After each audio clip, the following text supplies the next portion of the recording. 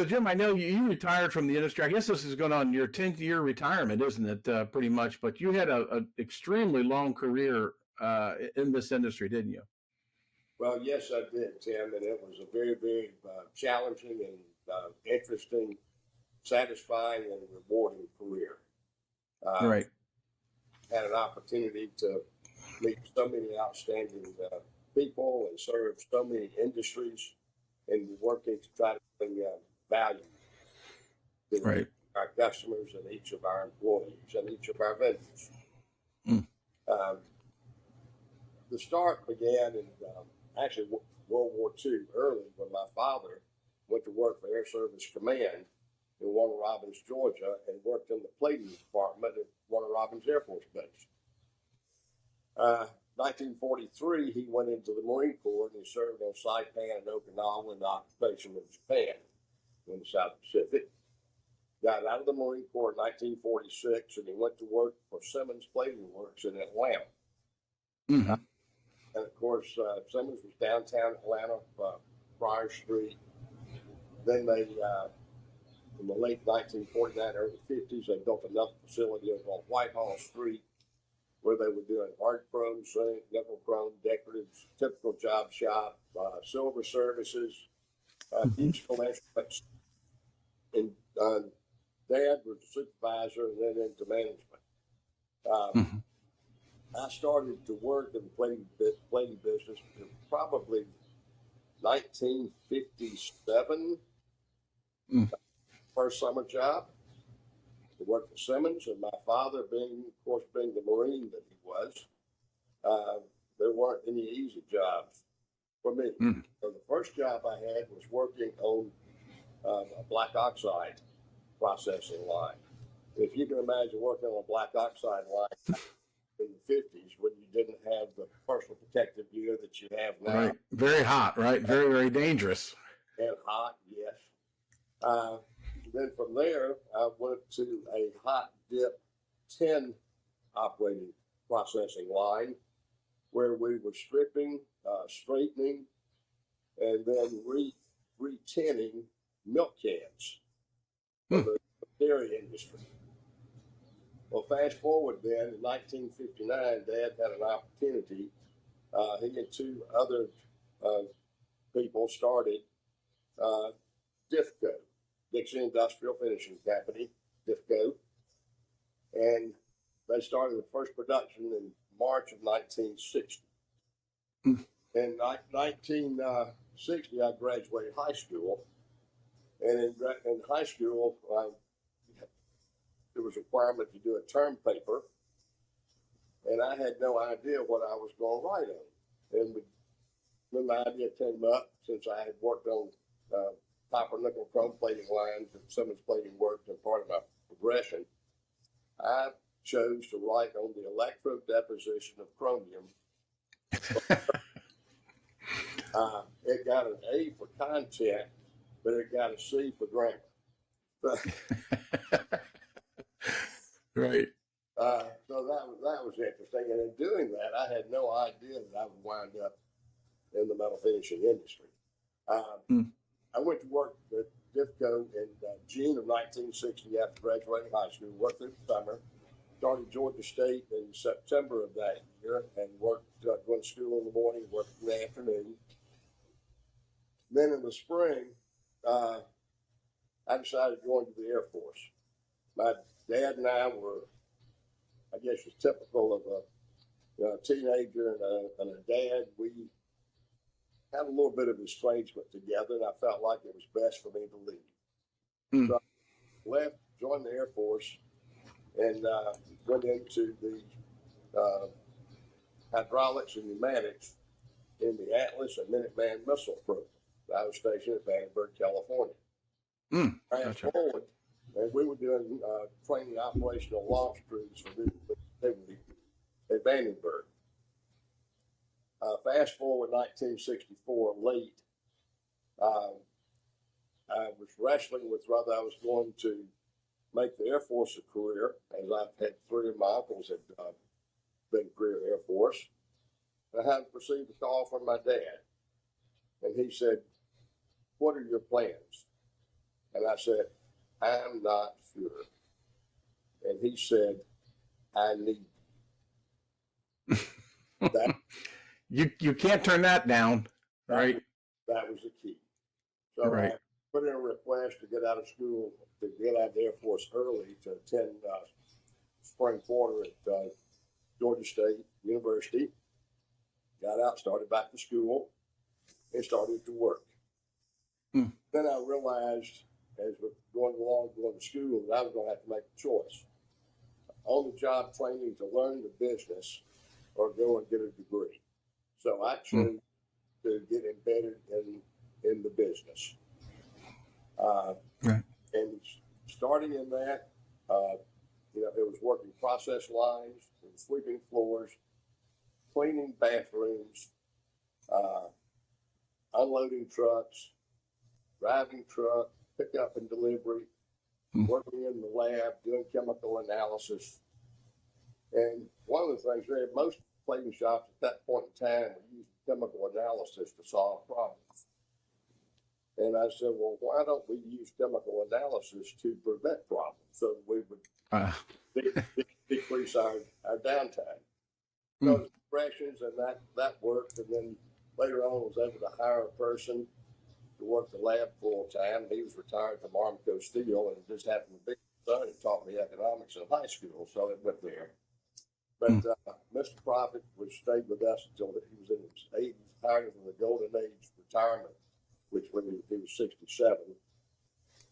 But then that put us on a track of doing daily analysis of every process tank.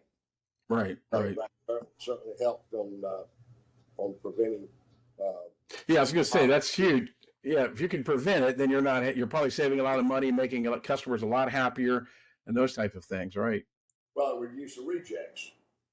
So, right. And rejects cost you time and money because you have to strip and reprocess. So you're losing that production tank.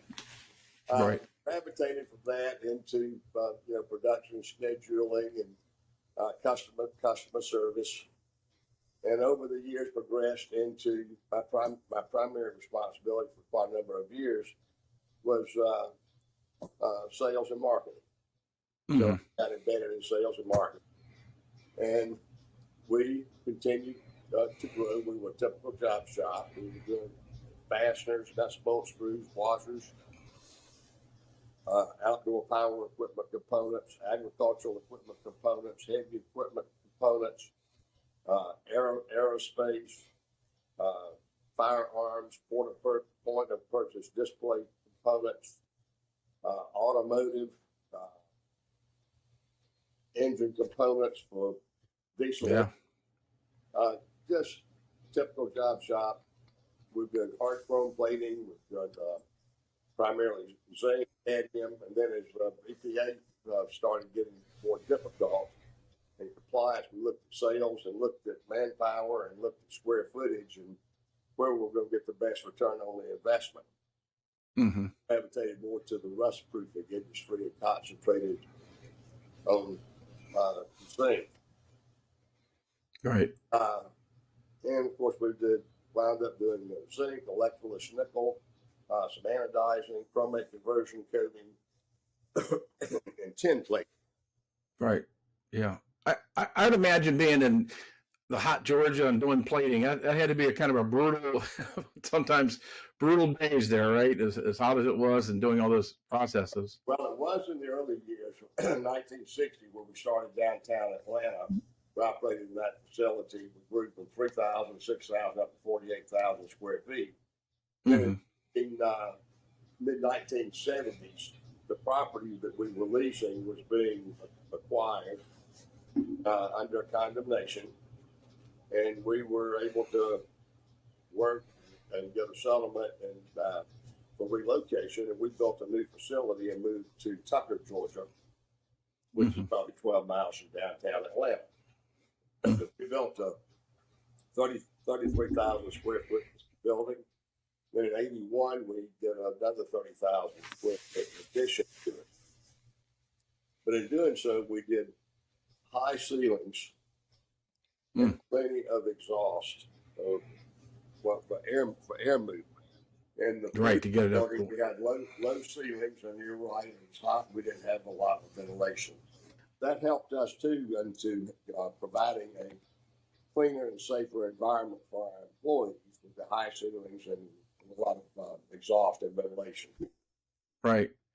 Yeah. You know, it's I know that early on, I know you and I had talked before, and I remember things about kind of your experience. I remember you talking about, you know, early on in your career, you know, running a plating shop was like running it by the seat of your pants sometimes. And then, you know, the EPA got involved and regulations really started picking up. And that's when I think when you really got involved in the mid 70s and such with the industry, being an industry advocate and working on behalf of the industry and understanding what these new rules were going to be, how they were going to affect shops. And that really became a big part of what you were doing, wasn't it? Working kind of being an industry leader in that. Well, I was involved in several trade associations. We had a group in the Southeast that wanted to get together and form the Southeastern Fastener Association, comprised of nut, bolt, screw, washer manufacturers and distributors. Mm-hmm. Me to be a member, and I said, well, I have more to gain here than anyone else because you're the customer base. And so I agreed to be a member, and then they asked me to have the leadership and be the chairman. I said, again, I have more to gain here than anyone else, but it built strong relationships. And one of the things I was looking at as far as the marketing component of it was that everything that was manufactured was assembled. So they're selling nuts, bolts, screws, and washers, and it was going to be a springboard into other business opportunities. Right. So getting involved in that industry sort of springboarded me into the Stone Mountain Park Industrial Association, and that has springboarded me into the NAMF. Gotcha. Right. Yeah. And I know there was a lot of different groups at that time, right? I know you were kind of one of the people who helped bring that together and form what people realize today is the NASF. But that's probably a 15-year-old organization now. But early on, you were kind of helping shepherd all these groups together, weren't you? Well, I was on the board of the NAMF as we were going through the transition, and some of the leadership that we had in the organization was just absolutely stellar. When you look at Ray Lucas and Bob Berger and John Lindstedt and Dave Marsh, and I was just amazed at the caliber of the people. And we all seemed to realize that all of us could be stronger and better together than we could as individual organizations. And it worked. When the consolidation was completed, then I was elected to the board of directors of the NASF. Gotcha. Yeah. Total of something like 9 years with a combination of all of them. Now, what really got me involved in the organization and advocacy was in early 2000s with Washington Forum, and there was a excuse me, the NAMF and NASF have been primarily involved in advocacy against regulatory issues that affected the metal finishing industry, which were affecting cost. What I was seeing at the time was a decline in opportunity because of offshoring. Right.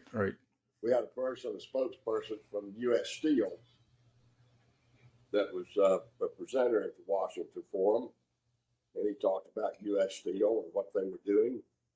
And I just felt on my heart, I stood up and I said, great presentation.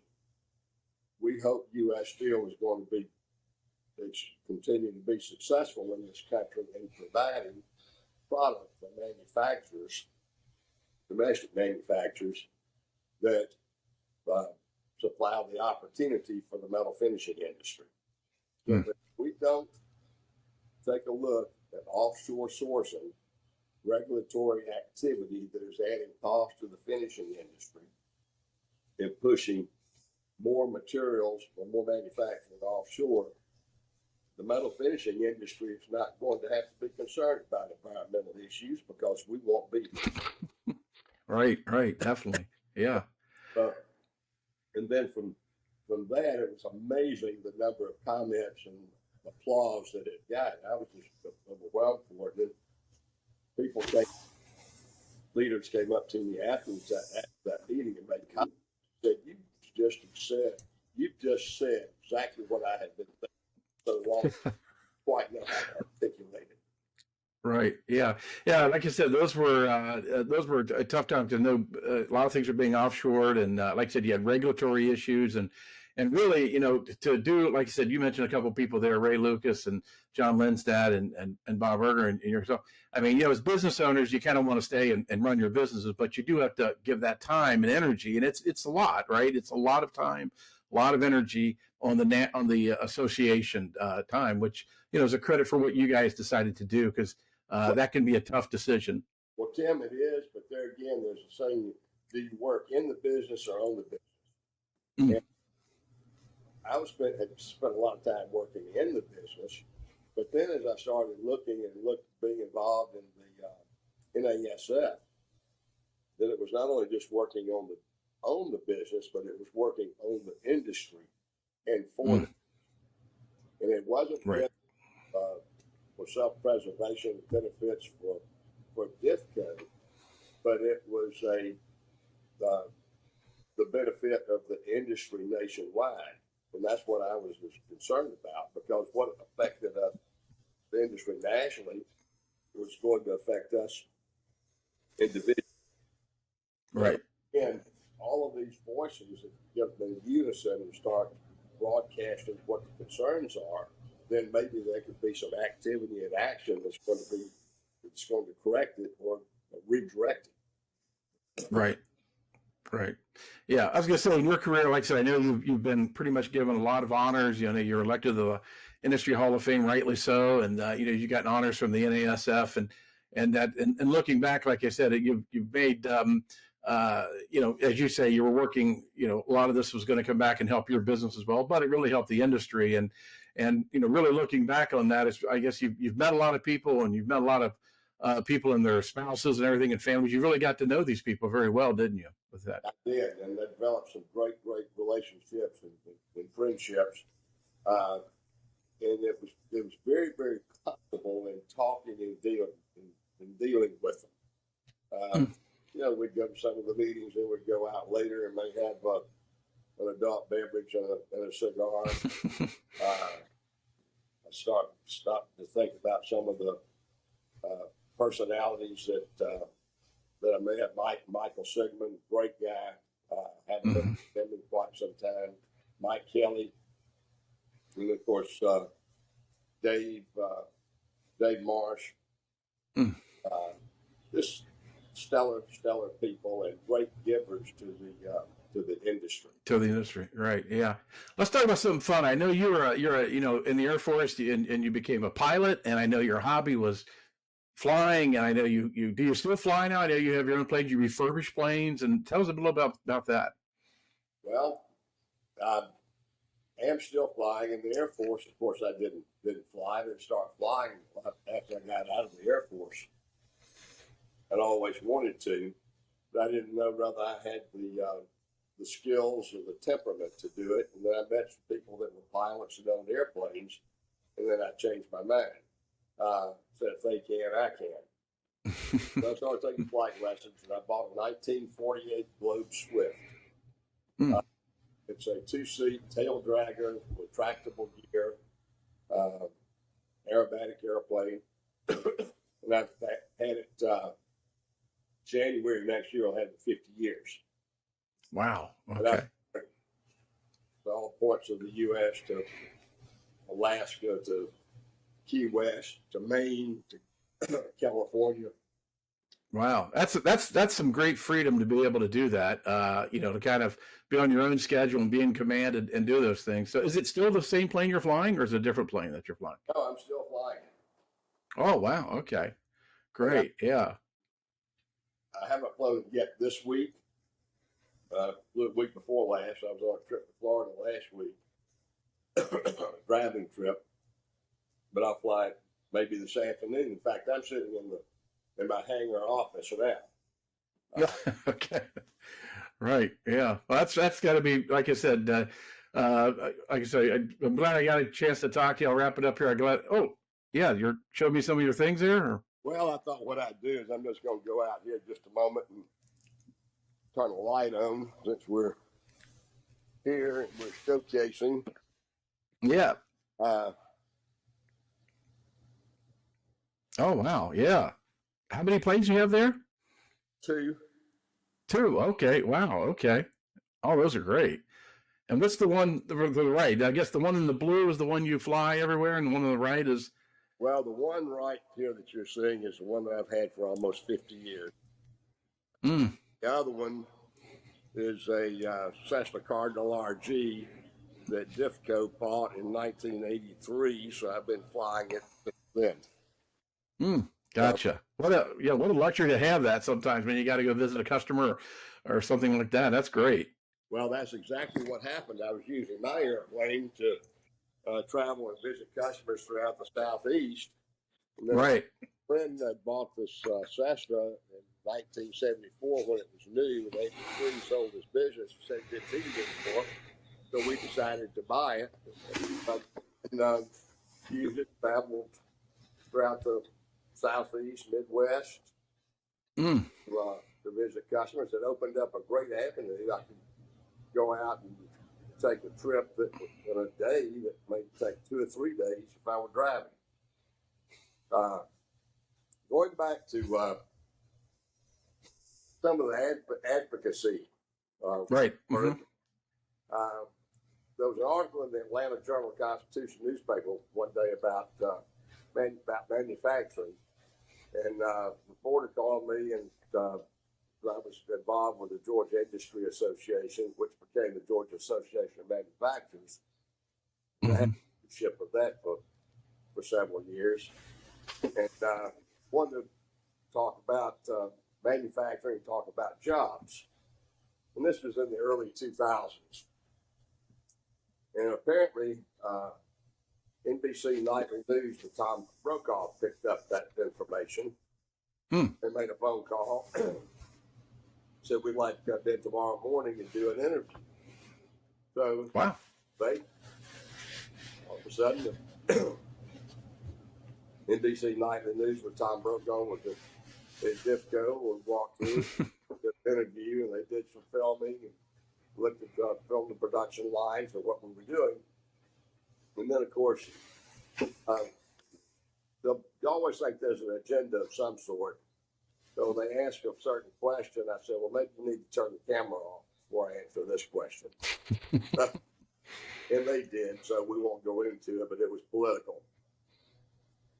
And then it was aired that night. And apparently somebody, it was picked up and it was done nationally. And I was surprised there was a management conference in Puerto Rico. And I had not signed up to attend. But I had a phone call said, we would really like you to attend. This is a special time.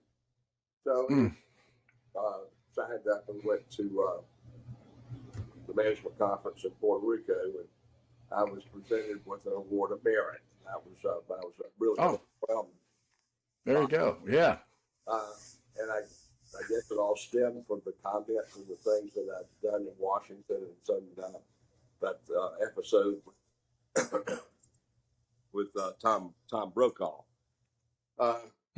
Yes, the recognition was nice, but it's something that when you have it in your heart, you don't do it for recognition. You do it because it's the right thing to do, and you want to benefit the organization that you're supporting. And you don't go and pontificate it. You don't go necessarily brag about it. You don't show it off. It's just that it's there, but you're humbled by it, and you'll continue to support and try to do everything that you can to try to help the organization. Whether it's a 501c3, whether it's through philanthropy, or whether it's through giving and supporting the organization that you're engaged in learning and earning your livelihood.